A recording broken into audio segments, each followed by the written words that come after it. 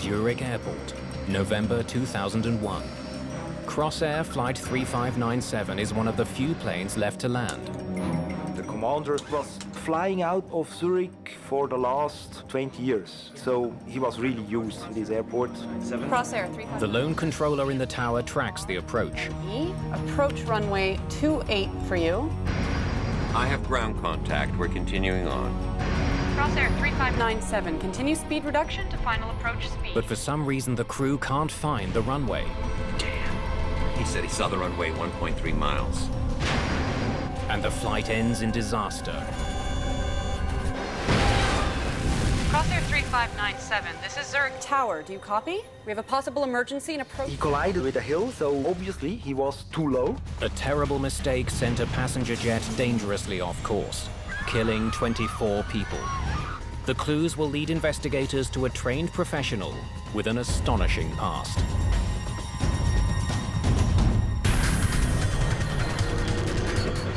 Mayday, mayday.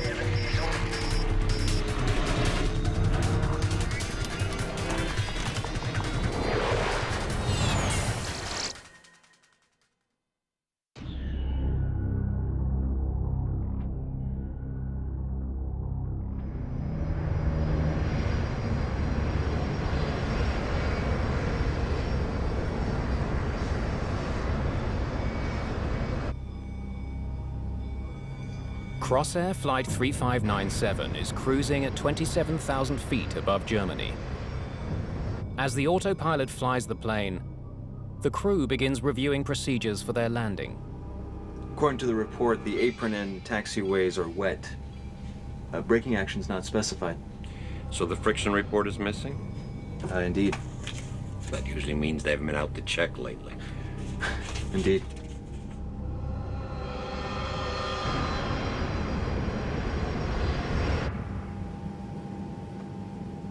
It's the last flight of the day on this busy European route. The 660-kilometer journey from Berlin south to Zurich takes only an hour and a half. There are many empty seats on board. A group of 21 passengers never showed up for the flight. Internet entrepreneur Peter Hogenkamp is returning from a business trip in Germany with his partner, Jacqueline Badran. On that day, we wanted to take the train, but we had to be in Zurich for that opening ceremony of that trade show, so we said, okay, so we need to go by plane. I've got to get some sleep. It had been a very busy day, so we were very tired when we arrived at the airport. Among the passengers is the girl band Passion Fruit, Germany's answer to the Spice Girls. They're on their way to perform the last show of a concert tour. I was shocked when suddenly all the passion fruits, all the three of them, were coming over, and they were sitting right in front of us. Just what I needed. Flight 3597 is an Avro 146 airliner. It's a British-made jet popular with regional airlines like Crossair.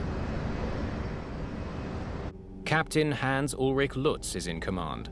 He's been with the airline for more than 22 years, having served as a pilot and as an instructor. So, tell me about the runway and the conditions. Overcast with light snowfall. Visibility 3. First Officer Stefan Lehrer is a newcomer to the airline. He's had his pilot's license for just a year and a half. He was hired by Crossair right out of flight school.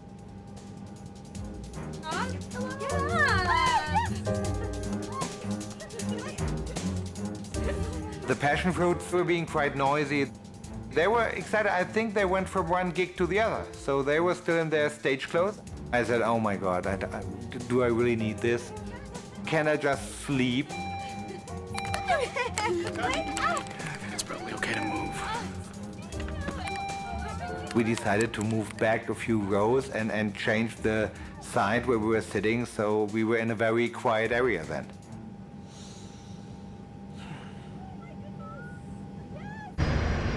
Crossair 3597, clear to flight level 160.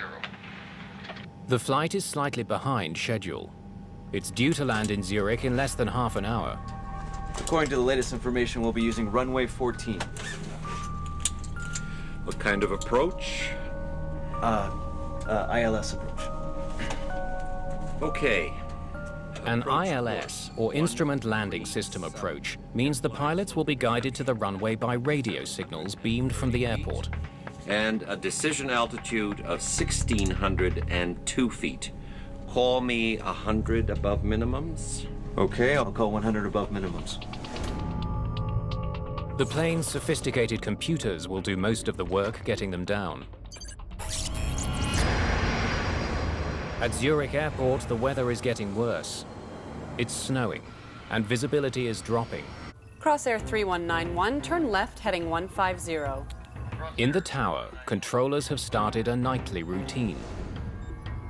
A supervisor sends out a message notifying crews that runway 14 is being taken out of service because of a controversial new law. Planes landing on runway 14 must fly over Germany on their approach. But people in Germany have long complained about the noise. Because of the political issue, airplanes had to fly over Switzerland in their final descent to the airport of Zurich for noise reasons.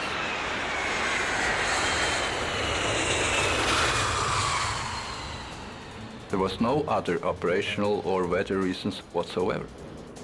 It was purely political. Switzerland has agreed to shut down runway 14 after 10 p.m. to keep landing planes out of German airspace and use runway 28 instead. The crew hasn't received this information yet. But First Officer Lehrer is familiar with the new rule. Should I ask if it's still runway 14? It's almost 10 o'clock. Yes, I'm pretty sure it's still 14. Zurich approach, Crosshair 3597. Please confirm the approach in use is the ILS 14. Crosshair 3597, you're identified. It will be a VOR DME. Approach runway 28 for you. Oh, hell. What next? Okay, fine. Unlike runway 14 with its sophisticated instrument landing system, runway 28 is not equipped for ILS landings. Instead, it has a less accurate navigational system. It's called VOR DME. A radio beacon sends information to an aircraft about its distance from the runway and whether it's left or right of it. It provides no guidance on the plane's altitude. Pilots would rather not make VOR approaches because they place a greater workload on the flight crew. He would always prefer an ILS approach because he gets guidance on the approach slope. And he can also use his autopilot to guide him down literally on ground to the runway. Because of its less precise technology, runway 28 was rarely used for landings before the new noise law. Okay then, rebriefing for runway 28. That would be chart 13-2. Now Captain Lutz abandons the ILS approach he was planning and prepares his first officer for the new non-precision approach. Are you familiar with the 28 approach? Yes, I've done it a couple of times. The crew goes over every detail of how they will approach Zurich Airport. Rotterdingen, Zurich. East 6,000 feet. There are only a few planes left to land tonight, 3597. including Flight 3597 and 2 other Crossair flights just ahead of it. As the aircraft approach the runway, controllers need to keep them apart. Crosshair 3597, reduce speed to 180 or less. Speed 180 or less, Crosshair 3597. Captain Lutz makes the final turn to line his jet up with the runway. 160 knots. The plane is now in the thick of the heavy weather surrounding Zurich. At the airport, the second last Crossair flight touches down on runway 28. Now, with only flight 3597 to land, the supervisor decides to head home early. The controller handling the aircraft is the only controller left in the tower. Crossair 3597, continue speed reduction to final approach speed. Zurich Tower, this is Crossair 3891. She gets a report from the plane that just landed. Visibility approaching 28 was borderline. We could only see the runway from 1.3 miles out. But Captain Lutz knows Zurich Airport well. He continues towards the runway. Gear down. The plane begins the final stage of its approach. Cabin crew, prepare for landing. Captain Lutz begins slowing the jet and puts it into a steep descent.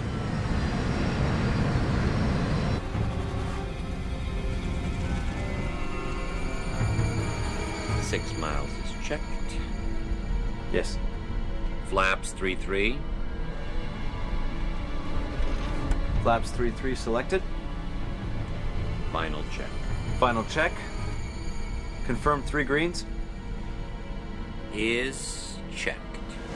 116 knots. The descent gets even steeper. Full flaps. Set. Checked. Flight 3597 is about 3 minutes from the runway. Captain Lutz expects it to come into view any second now.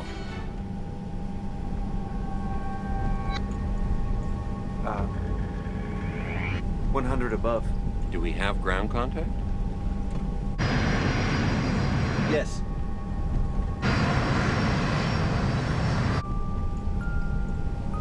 Passengers prepare themselves for landing. We were pretty close to the airport, so you think, okay, this is going smoothly, but it was dark and it was snowing, so we couldn't see anything. In the tower, the controller monitors the flight to make sure it's lined up with the runway. Crossair 3597, cleared to land runway 28.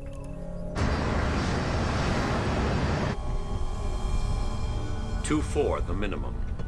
2-4.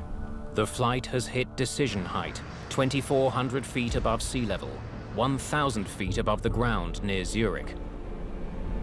Decision height is the minimum height you can descend before you need to decide whether you can see the runway and continue the approach visually, or you have to make a decision to go around. I have ground contact. We're continuing on. 500.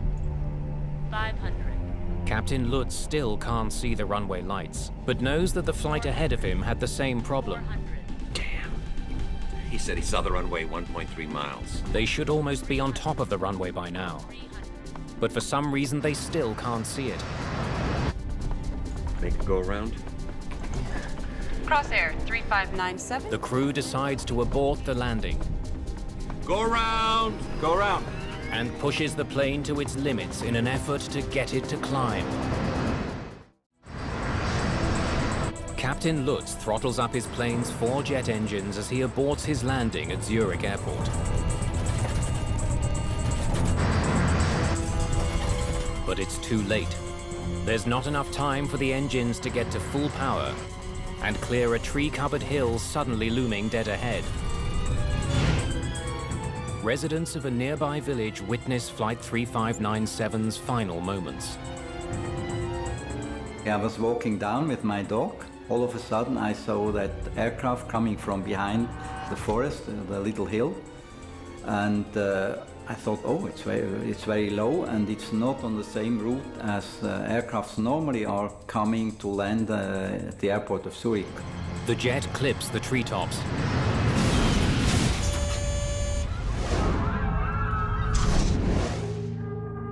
Suddenly, it was shaking very hard. What's happening? Something is wrong.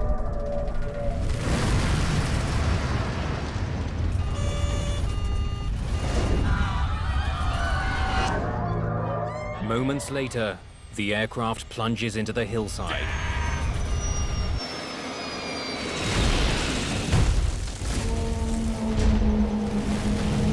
Crosshair 3597, this is Zurich Tower. Do you copy? Crosshair 3597, this is Zurich Tower. Do you copy? All of a sudden, the whole sky in the west was getting really orange, like a big fire, like an explosion. The impact tears the aircraft apart. The wings broke off and the fuel is in the wings, so the flames really sort of shot inside the plane.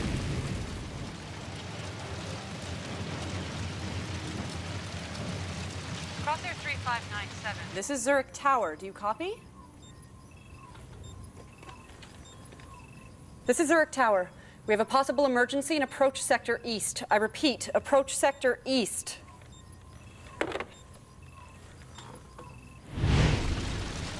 Crossair Flight 3597 has crashed near the village of Bassersdorf, northeast of Zurich. Some people have survived the accident, including Peter Hogenkamp and Jacqueline Badran. I don't have any memory of how we really walked out, because the back was cut off and we were just able to walk out there. One member of Passion Fruit also survives, but her two bandmates seated just one row ahead of her have been killed. I thought, you know, when they give you these instructions in the beginning when you get on the plane, how come they never tell you how far you have to run away from a burning plane? Because they never tell you. Let's get away from here. So we thought, I don't know, 100 meters. Within minutes, emergency workers get to the crash site. Hey! Over here! Over here! 24 of the 33 people on board Flight 3597 are dead, including Captain Lutz and First Officer Stefan Lehrer.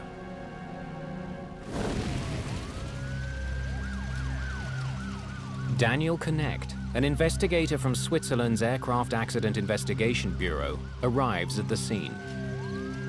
I got the call from our rescue service about 10:30 in the evening. Half an hour later, I was on the accident site.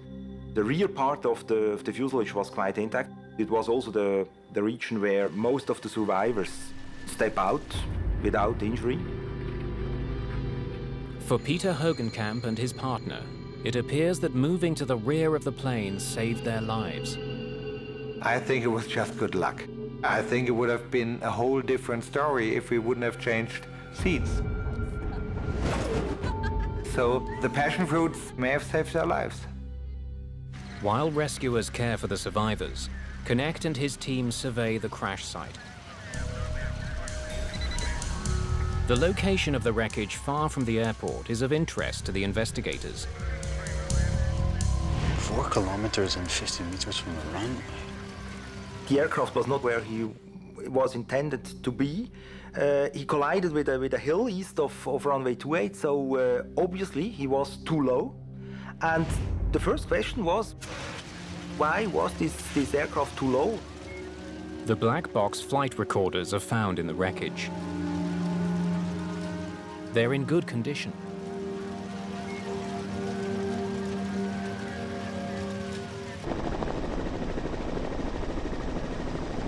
Investigators are well aware that this is the worst aviation disaster on Swiss territory in over a decade. They're under pressure to find answers fast. While work continues at the crash, a command post is established nearby. Jean Auvernet heads the Swiss Investigation Bureau. He takes charge of the Crossair file. The public was very anxious about this crash. The media were raising many questions, so we naturally had to open a more in-depth investigation. The accident happened at the end of a long day for Captain Lutz, but given his background, investigators must consider other causes. We knew that the captain was very experienced. He had about 17,000 flight hours during his whole career. Flight instructor, flight examiner, within the company for more than 20 years. The flight recorders are sent to a lab in Paris to extract their data. At the same time, investigators have begun retrieving fragments of wreckage from the crash site. They look for telltale signs of trouble. The position of switches is very important. Also, if you have some indication panels, for example, with bulbs in it, you can, after a crash, you can analyze the different wires in the bulbs, and then you can determine which, for example, indications or even warnings were active at the moment of the impact.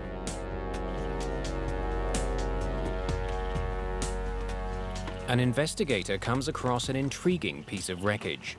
Oil gauges provide information about the oil flowing to the plane's 4 turbofan engines. Curiously, one of them is installed upside down. This raised a lot of questions for us and for the media.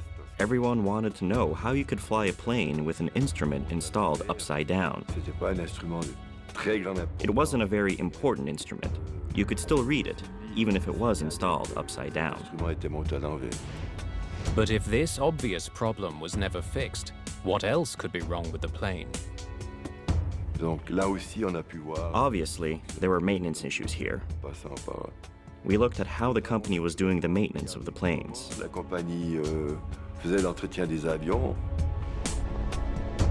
While this review is being launched, investigators study the plane's engines to determine if they were running at the time of the crash. Soil, tree branches, and other debris lodged inside the engines suggest they were. We checked them out visually, and we saw that the 4 engines were turning in the moment of the accident. Authorities need to be sure. They will have to check their findings against data from the flight recorders. In the meantime, the location of the crash suggests something may have tragically misled the crew on their descent towards Zurich Airport. Connect focuses on the flight charts they used to plan their approach. Is the problem with the approach, or is the problem with the aircraft?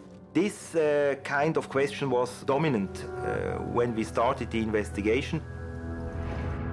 Are you familiar with the 28 approach? Yes, I've done it a couple of times. The approach chart provides pilots with directions to the runway, Zurich, details about radio frequencies, as well as altitudes and speed for various stages of the landing. When investigators study an approach chart like the one the crew used, they make a shocking discovery. The chart does not show the hill that the plane hit. An approach chart is a very important thing because an indication which is not correct on this approach chart could mislead a crew and so easily make them do something wrong. So, tell me about the runway and the conditions. Overcast with light snowfall. A faulty chart would certainly have been a danger to a crew unfamiliar with Zurich Airport. But Lutz had flown in and out of Zurich countless times. He and his first officer were both based in the city.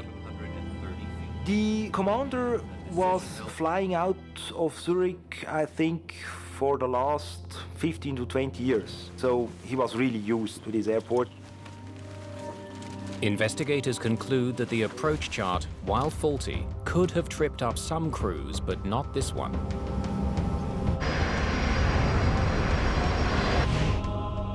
Some definitive news finally arrives.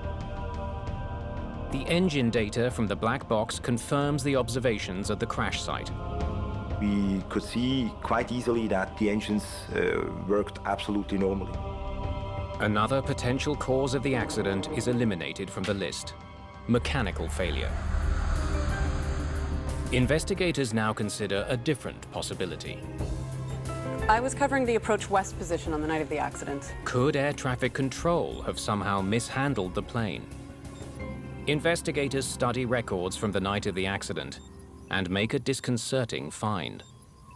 Zurich Airport's control tower was understaffed at the time of the accident.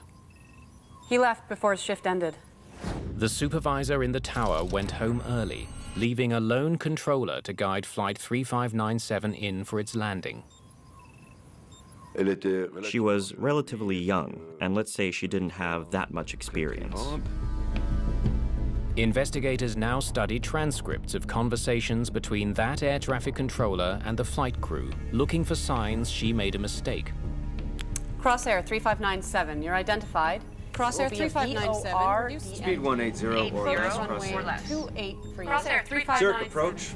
Crosshair 3597. Cleared to land. They find no indication the controller gave the crew faulty instructions. But they do come across the radio call by the pilot of the Crosshair flight that landed minutes earlier. Zurich Tower, this is Crosshair 3891. Visibility approaching 28 was borderline. We could only see the runway from 1.3 miles out. That pilot warned of poor conditions on the approach to runway 28. She had options. They wonder why the controller didn't shut the runway down. Because of poor visibility, she could have reopened runway 14 in spite of the noise bylaw. This would have allowed the crews to make an instrument approach. But she didn't do that. Thank you, Crosshair 3891. Have a good evening. It would have been much easier to fly Alice approaches in this kind of weather, regardless of this political issue. It's suspected that without her supervisor present, the controller lacked the experience to make such an important call. So it's clear that to make the decision not to allow an approach on runway 28 and instead make it on runway 14 demanded a certain kind of confidence, a certain kind of courage. However, Captain Lutz also heard the same warning. 28 was borderline. We could only see the runway from 1.3 miles out. Gear down. He kept going in spite of it. Investigators are now certain that the controller was in no way responsible. A pilot can always say no. He can always reject the clearance. If he thinks that landing is probably not possible, he is free to reject an approach clearance and ask for a different one. Jean Auvernet can't understand why Captain Lutz didn't do exactly that. He should have known that he didn't have to make a non-precision approach in bad weather. When we saw the mistake the pilot had made, we immediately asked ourselves, well, how's it possible? Because for an experienced pilot who was an instructor, this was a really basic mistake. Auvernet is beginning to wonder if something in Lutz's long career is hiding clues about his behavior on the night of the accident. One by one, investigators are ruling out the possible causes of the crash of Crossair Flight 3597. They hope the answer lies in the cockpit voice recorder, or CVR, of the doomed jet. After waiting many days for its data to be sent back from France, they now pore over it carefully, listening for any clues that might explain why the plane was flying so close to the ground, so far from the airport. Ilnav is engaged. Authorities get more than they expected. Not only is the CVR complete, but Captain Lutz offers a running commentary on everything he does. And on inbound track 275. Speed is checked, flaps 18. It's practically a roadmap to understanding what went on in the cockpit. Flaps 33. That's not usual that the pilot flying is talking so much about what he is doing or what he is seeing. And for the investigation, this helped a lot. 100 above. Do we have ground contact? Yes. Investigators learned that the crew of Flight 3597 was looking for the runway and believed it would soon come into view. From the CVR, we saw that the commander and also his co-pilot were not feeling some fear or feeling that something was not going as they planned. But what they didn't know was that the plane was actually 4 miles shy of its target. Damn. He said he saw the runway 1.3 miles. 300. Captain Lutz obviously thought his jet was closer to the runway than it was. Investigators consider the possibility he was misled by his distance measuring equipment, or DME. It's supposed to tell pilots how far they are from the airport. The DME indication would have given this distance, and then he would have detected immediately that he was below the approach pass. Perhaps the DME from Flight 3597 was faulty.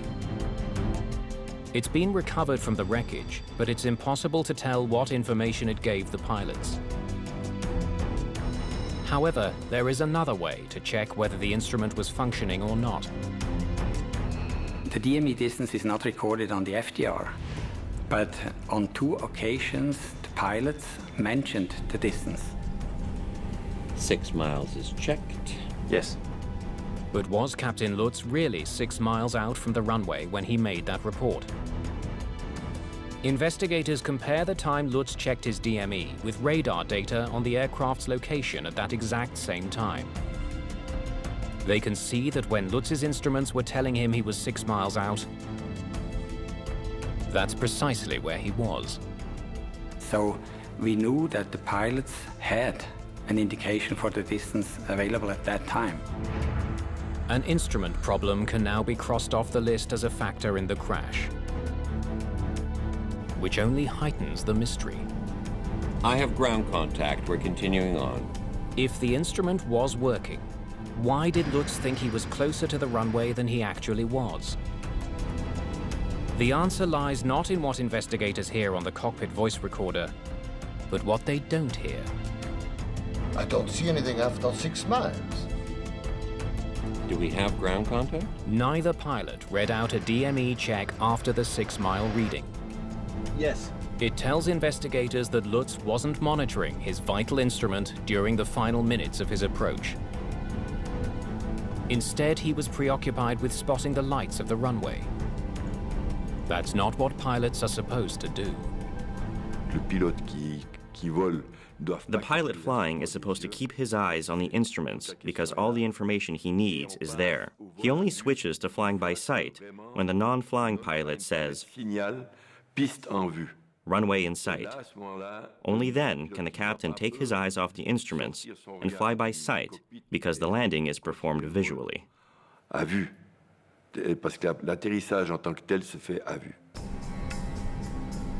If Lutz had checked his instruments, he would have known how far from the runway he actually was. But how had he ended up such a long distance from it? 400. Confirm 3 greens. 400. Is checked. 116 knots. Further analysis of the black box data reveals that Lutz put his plane into a steep descent as it began its final approach to Zurich Airport. But it's readily apparent his approach profile was out of sync with the trajectory laid out in his chart. The approach profile for runway 28 calls for pilots to make a gradual and steady descent, which would bring them to 2,400 feet after they've cleared the hills around Zurich. Then pilots have to level off until they spot the runway. When investigators compare the approach Lutz made with the approach profile he was supposed to follow, they find that his overly steep descent brought him to 2,400 feet well before he cleared the hills. Then he continued to descend until he hit the ground.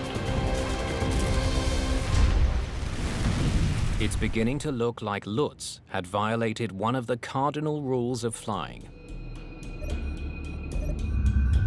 Aircraft making non-precision approaches are supposed to level off at minimum descent altitude or safe height until they have the runway in view. This safe height is intended to keep the aircraft above any potential hazards. It's really a basic error. Every pilot is trained to respect such minimums. Not only with VOR DME approaches, but also with ILS approaches. But Captain Lutz kept his aircraft in a steep descent without even pausing at 2,400 feet. The logical next question for investigators, could he see the runway or not? I have ground contact. We're continuing on. What does he mean by ground contact? They need to know if it was even possible for Lutz to see the runway when he reported ground contact. They retrace his steps in a simulator, programmed with the weather he was facing that night. 6 miles from runway, altitude 3,300 feet. 4.8 miles, 2,400 feet. Still no runway in sight. No, he couldn't see the runway because there was a hill between him and the runway, and at that altitude, there's no way he could see it. The conclusion? Captain Lutz had clearly violated his minimum descent altitude. Whether there is flat terrain or hills, minimums are set accordingly, and in no way you can just bust the minimums, whether there's hills or not. This discovery raises questions not just about Lutz's actions, but his young first officers as well. 2-4, the minimum. 2-4. We're continuing on. A first officer should not let his captain breach minimum descent altitudes. The co-pilot could have said, no, stop, we can't see the runway, we're not descending. He considered his captain an old pilot with a lot of experience, not making any mistakes. Most probably he was trusting him too much. And also by being submissive, maybe he wouldn't speak up on time, just to keep harmony in the cockpit. There were no mechanical failures or instrument problems with the plane. Nor was the air traffic controller negligent in any way. But it is now clear that Captain Lutz made a series of catastrophic piloting errors that doomed Flight 3597 and claimed the lives of 24 people. Investigators dig deeper into Captain Hans-Ulrich Lutz's flying record to see if there's anything in his long background that could explain why he crashed Flight 3597. What they discover is truly alarming. Lutz applied to flight school when he was 17 years old. He was rejected 3 times because of his lack of education. He finally got his license at the age of 20, but continually failed exams to upgrade due to his inadequate comprehension of navigation systems. Captain Lutz may have had a long career, but it was not a stellar one. Years of flying and flying hours don't say anything about competence. For some reason, though, his record as a below-average pilot didn't prevent Crossair from hiring him in 1979. There was a red line through his career where several incidents happened before and he had missed several checks. Well,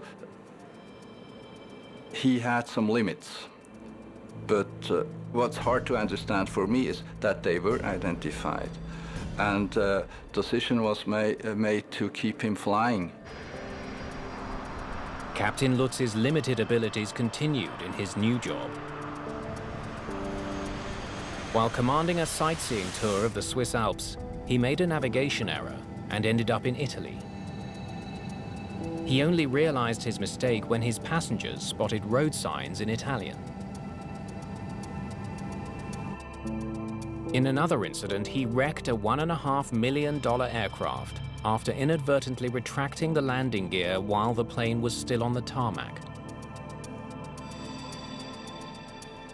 Lutz's failures forced Crossair to fire him as an instructor, but they allowed him to continue flying passenger planes.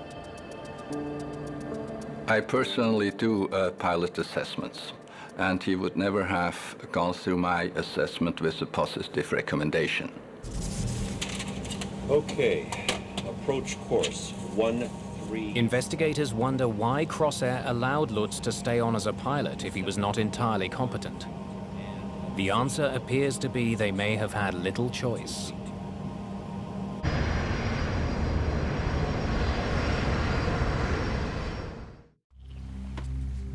Investigators' first glimpse into the problems at Crossair came after they found the upside-down gauge at the crash site.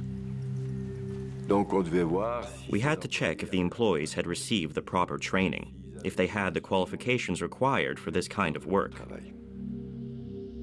No glaring maintenance issues were found, but a closer look at Crossair's hiring practices explains why Captain Lutz was allowed to keep flying.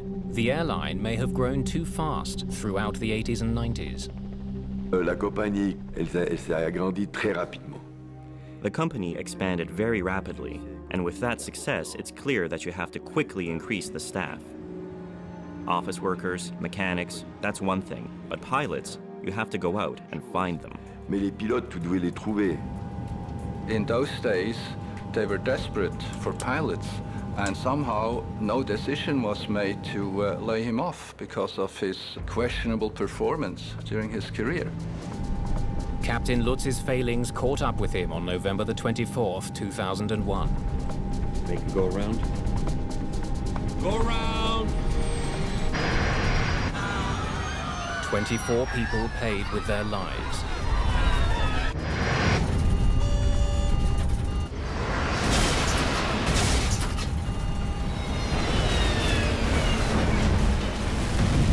After the accident report was issued, sweeping changes were made. Swiss aviation authorities had Crossair increase the number of employees overseeing pilots. They also scrutinized other airlines to determine if there were other substandard performers like Lutz.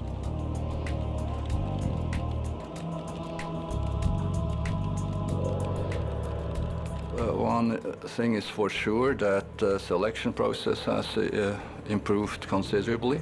And of course, awareness of people's performance during their career was increased considerably. Crossair went out of existence in 2002. It was folded into the Swiss national carrier. As Crossair became Swiss, they adopted the previous Swissair selection process. And I can say today, which is already 9 years since, that safety has improved considerably, and also quality of the pilots that are hired by companies like Swiss.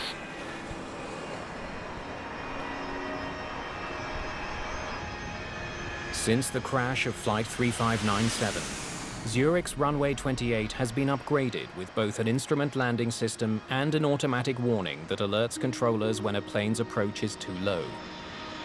There has never been another accident involving that runway. But the Crossair tragedy and the circumstances that spawned it isn't an isolated case. Regional airlines have boomed worldwide since the 1980s. Particularly in the United States, where they account for half of all flights and carry 100 million passengers a year. In the rush to fulfill consumer demand for cheap air travel, these airlines often hire less experienced pilots and pay them far lower salaries than their counterparts at major carriers. Some even neglect to test their pilots for basic skills. There is no such thing as a compulsory pilot assessment before they get hired. Does not exist. Colgan Air, in February of 2009, one of its planes crashed in Buffalo, New York, killing 50 people. The accident was blamed on the actions of an inexperienced crew. An eerie reminder of the Crossair disaster, it underlined the urgency of improving oversight of smaller carriers. If you're making a product for a large company and you make a mistake, you may lose part of the market. You may lose some clients. But an airline company can lose a plane, its crew, and passengers. The stakes are very different. Ce qui naturellement a des causes un peu différentes.